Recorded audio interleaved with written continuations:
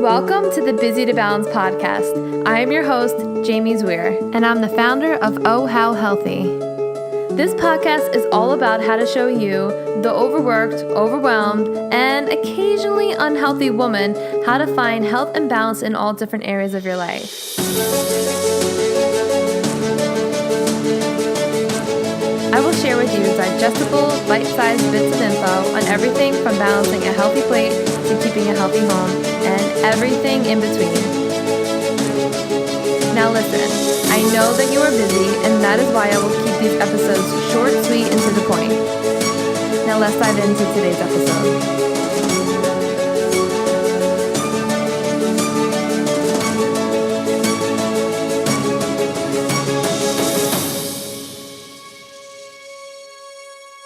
Hi ladies, how are you? I hope everyone is doing amazing. I wanted to record a quick story actually, and I hope that some of you can resonate, and if you can, then I plan on sharing some of the tips that I use to get myself out of this situation and into a better state of mind and making better choices with what was handed to me this day.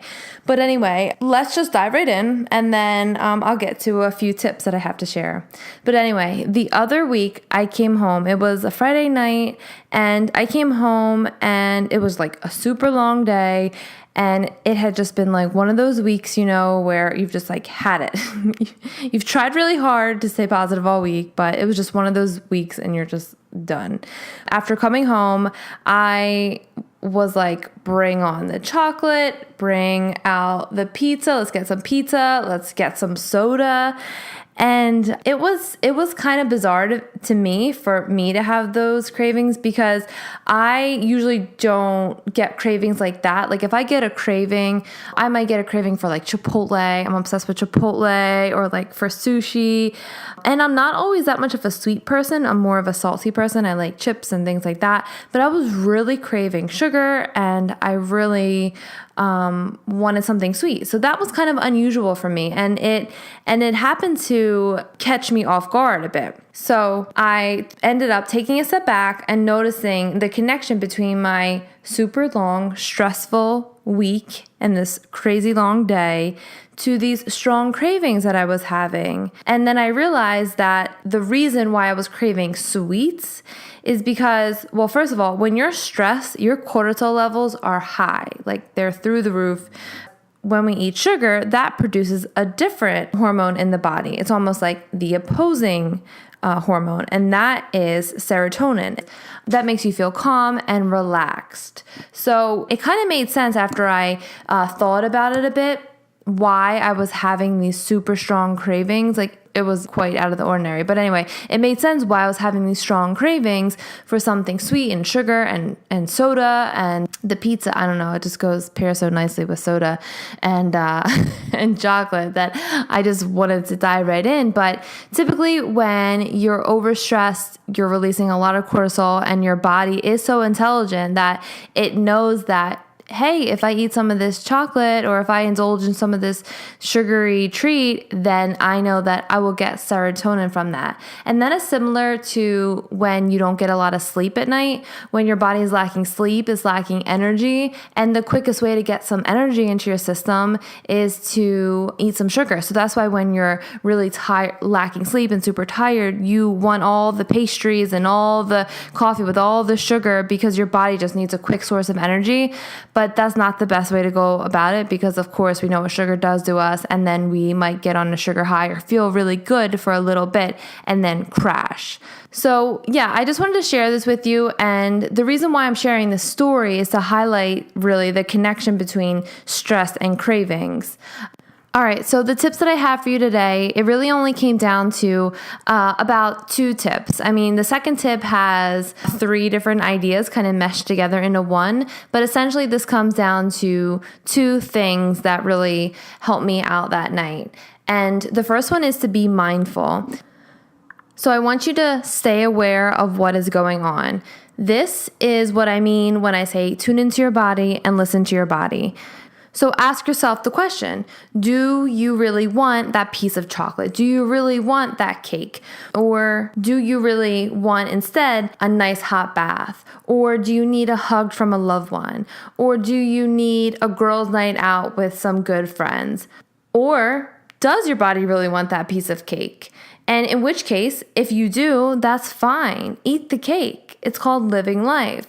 Just make sure you're not eating that cake out of a bad day or being in a bad mood, and use it as a way to numb uncomfortable feelings that you may be feeling. This can be very tricky, especially if you're not used to tapping into your feelings or like going internal and finding out what really is going on or what cravings really are about. This takes a lot of time and a lot of practice.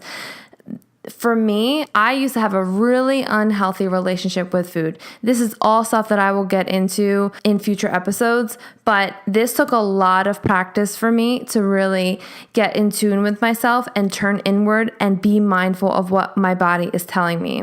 So just know that if this is you, you are normal. This is okay. Do not beat yourself up about that. You are a work in progress and you are doing your best every single day. You have a lot on your plate, you're doing a lot, and if you overindulge one night or if you maybe became aware but you're like, forget it, I'm just going to indulge anyway in that cake, don't beat yourself up. Don't drag it into the next day. Don't drag it into the next meal. Just acknowledge what has happened and then move on from there. This is a process, so as you grow and as you continue to learn, then this will become easier. So additionally, what I mean by being mindful is becoming aware of what situation or event stressed you out or pissed you off so much to begin with. For me, I noticed that my current work situation is highly out of balance. And if you listen to my first episode on this podcast, I really talked about my current work situation and how I currently work a full-time job and I'm working on phasing that out, and how I work almost 70 to 80 hours a week. So if you want to listen more about that topic, you can go over to episode number 1 and learn more about that. But anyway, yeah, my work situation is highly out of balance. So for me, in order to avoid these crazy cravings and for my stress levels to stay low, my full-time job needs to be eliminated essentially. And that is exactly what is happening. I set a goal to phase out my full-time job come June, and that is what is anticipated to happen. So dive into what triggers are setting you off and see what area in your life you need support in. If you want some help in determining this for yourself, you have me to help you. So feel free to send me a message, send me an email. All my contact information is always in the show notes. So the other thing that really helped me to avoid overindulging or indulging in these unhealthy cravings at night was really, I like I said, I lumped 3 or 4 different ideas into one, but that's because they're all very similar. All right, so I really recommend, instead of having your pantry lined with Oreos and whipped cream and ice cream and those frozen pizzas, I don't recommend that. But what I do recommend is having a few healthy alternatives, sweet snacks, salty snacks, something that you know would satisfy your sweet and salty tooth in a healthier way. So those things might be having dates or date balls or a dark chocolate or some peanut butter, nut butter, some cashews, some kale chips, some healthy pita chips. There's so many different things that you can have instead of overindulging in those unhealthy, salty, sweet cravings. So kind of tied into this, and it has something to do with food, is try not to skip meals. Having skipped breakfast or lunch on top of having a day like my Friday is like a recipe for disaster. You'll already be so ravenous that you will stop at McDonald's before you even get home. It's going to be one of those nights. So always try to have your meals, have your snacks, be well fed so that you can have at least a sharp mind and not make choices out of being hangry, right? I don't know if you get hangry. I get hangry. Like I literally cannot even make a decision when I'm too hungry. I always have snacks in my bag. I'm like a soccer mom. And there's always snacks in my car, in my bag, things that I can just grab and eat as soon as I get home before I even make dinner sometimes. So I'm not like rushing through making dinner so that I can actually enjoy the process. So I'm always snacking. Some people might even call me a grazer, but I rather do that than be so ravenous and so hungry that I indulge in anything and that I also overindulge. Because when you're that hungry, you tend to overeat. Like you have your brain has to recognize when you're full. So you're like, oh, I'm so hungry that you're just eating and eating and eating much more than what you normally would need. So I also wanted to note that make sure, in addition to getting all your meals in, is to make sure you're drinking enough water. So sometimes you can confuse thirst for hunger. So just make sure you're drinking enough water. And also being thirsty can irritate your mood. You can be dehydrated. That can affect your mood as well, which can exaggerate the issue or the stress that you might already be feeling. So make sure you're drinking enough water. A good rule of thumb is to drink about half of your body weight in ounces of water a day. So if you weigh 200 pounds, make sure you're drinking about 100 ounces of water a day. If you're not anywhere close to that, just aim to drink maybe 50 ounces of water a day and then grow from there. So just make sure that you're eating enough, make sure that you're drinking enough, make sure that you're getting enough sleep, make sure that you're not overly exhausted. Like I mentioned before, when you're really tired, you can be overly hungry and have those strong cravings as well. So my last little tip is to make sure that you have a support system in place for tough nights like this.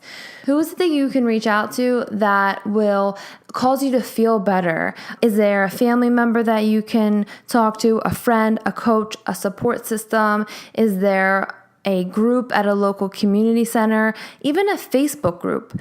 Who is it that you can contact in a time of need? Something as simple as a quick phone call, someone that you can text back and forth, let them know that you're having a tough time, anything. So I want you to try to establish those relationships now. If you don't think that you have someone, or if you have someone, then keep them in mind. Make sure that you're having a fresh relationship with these people. Don't just call them when you need something. Make sure that you're reaching out to them, asking them how they're doing, what can you do to support them.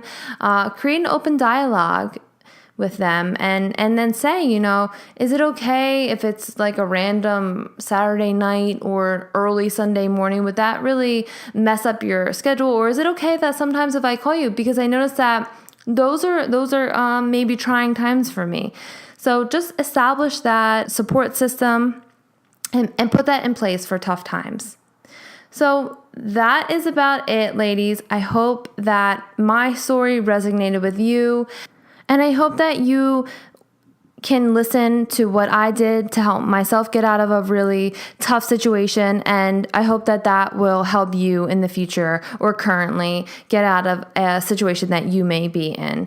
Additionally, I want to conclude with, I know I mentioned it before, but I wanted to just emphasize the fact that if your cravings do get the best of you time and time again, and you completely overate or you binged or you just ate more than you normally would, I want you to know that it is okay. And please don't give it any more energy or thought than it needs to have. It is in the past. It has happened previously. Right now, currently, you can make a better choice moving forward. So just dust yourself off. Know that this is a process. And know that you are doing the very best you can, and that is enough. And tomorrow is always going to be a new and fresh day. I hope you have an amazing day or evening or afternoon whenever you listen to this podcast, and I will be talking to all of you very, very soon. Bye.